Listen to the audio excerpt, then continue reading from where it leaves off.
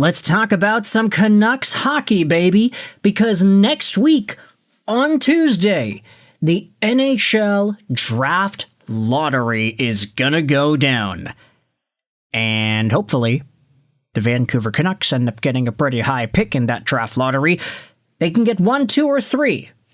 And then all the other picks afterwards are gonna be possible to be used. Anyways, the reason we are talking about the draft lottery is because of what McQueen's Hockey posted about earlier this week. You see, they've been doing their NHL prospect reports, and based off of their list of teams in the National Hockey League and who has good prospects and who doesn't, the Vancouver Canucks have the 22nd best prospect pool in the league. And that's not great. You know, they're a rebuilding team. You would hope that they have more prospects and a higher evaluation, really, when projecting the future pieces against other NHL teams. But here's the thing. This list was published obviously before the draft lottery and, of course, the draft. Vancouver has 4 picks in the top 2 rounds this upcoming June, which hopefully will be enough to propel them a lot higher than number 22 on the list, especially when they end up taking a guy at 1, 2, or 3.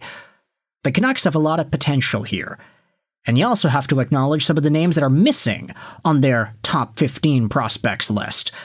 Here's the thing about that. Vancouver has a list of prospects. Some guys' names are on here twice because they played for different teams throughout the course of the season. Braeden Cootes, for example, 3 games at the National Hockey League level, 45 games played in the WHL with 63 points.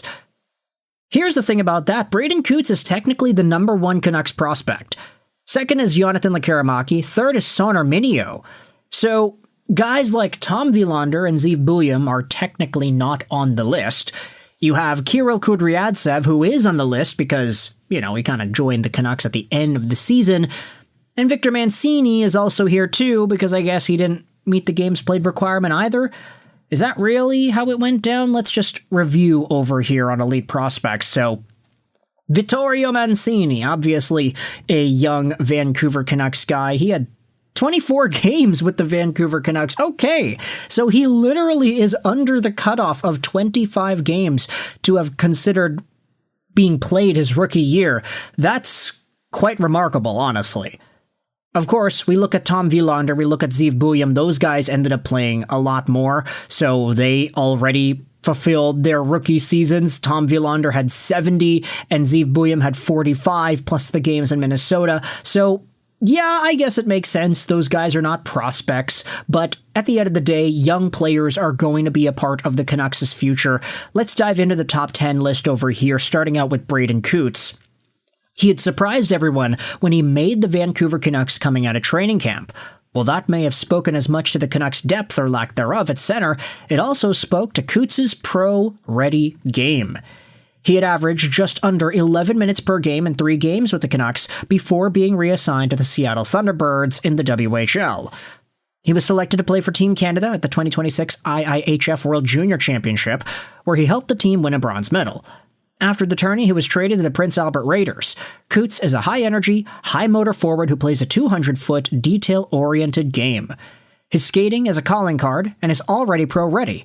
He plays on both the power play and the PK at the junior level, but there's some question as to how much of a scorer he'll be as a pro. His forechecking and defensive play puts his floor as a third-line center, but if his offensive skills and play driving continue to improve, he could be a dynamic second-line player. Now, that fits. I'd say that the Braeden Cootes comparable that everybody was talking about earlier last year was like Bo Horvat-esque.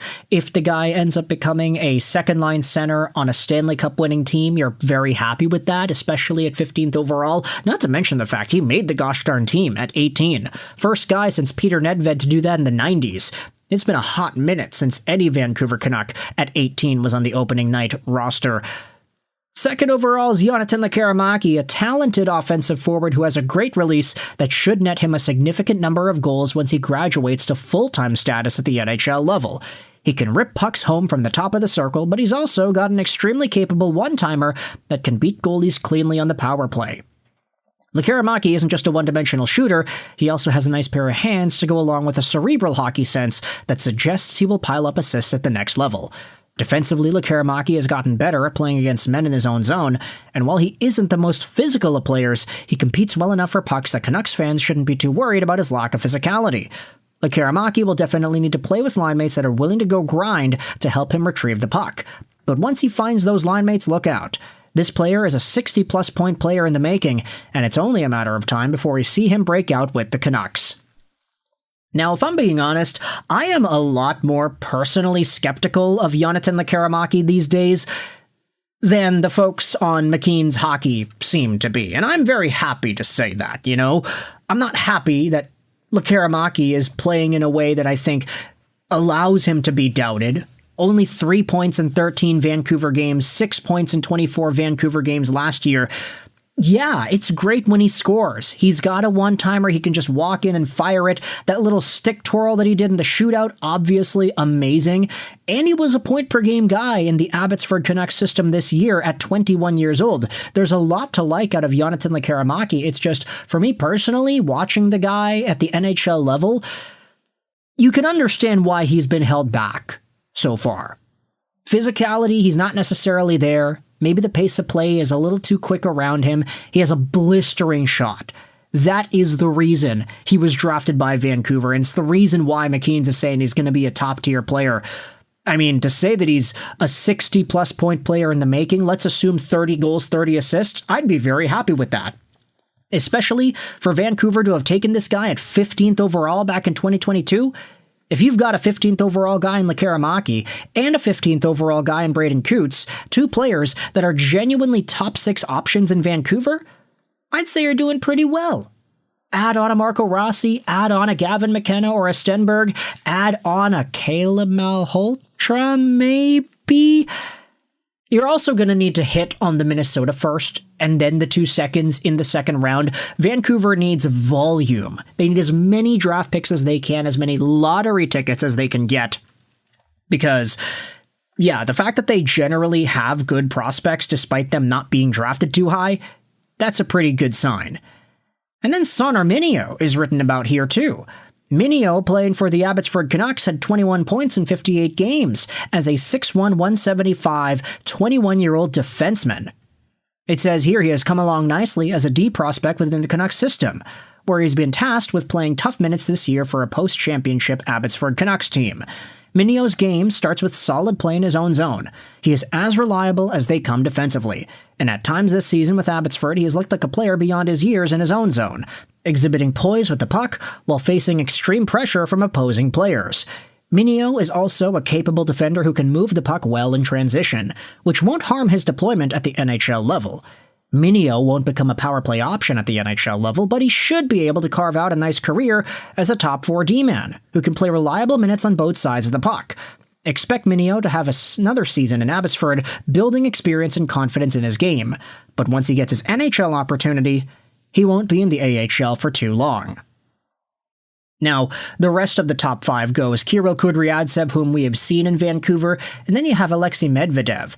Not to mention Mancini here too, and Ty Mueller, guys that all played for the Vancouver Canucks. The fact is, they're speaking pretty highly about these Canucks guys. A top 4 defenseman out of Sawyer Mynio? That's pretty good.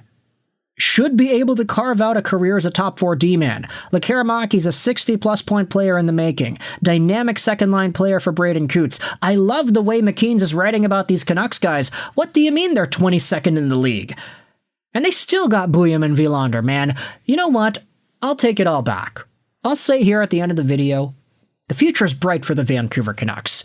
And with the draft upcoming, with Buyam and Wilander, with the fact that they have a lot of guys in the pipeline that are genuinely worth getting excited about, this 22 ranking seems a little bit low, but at the end of the day, you know, they're a rebuilding team. By this time next year, hopefully there's a lot more to be excited for with the Vancouver Canucks. For now, though, let me know your thoughts in the comment section below. How do you feel about the future of this team and the prospects as discussed on McQueen's Hockey? The rest of this list, all the way down to 15, will be linked in the description for your reading pleasure. I hope you enjoyed this video,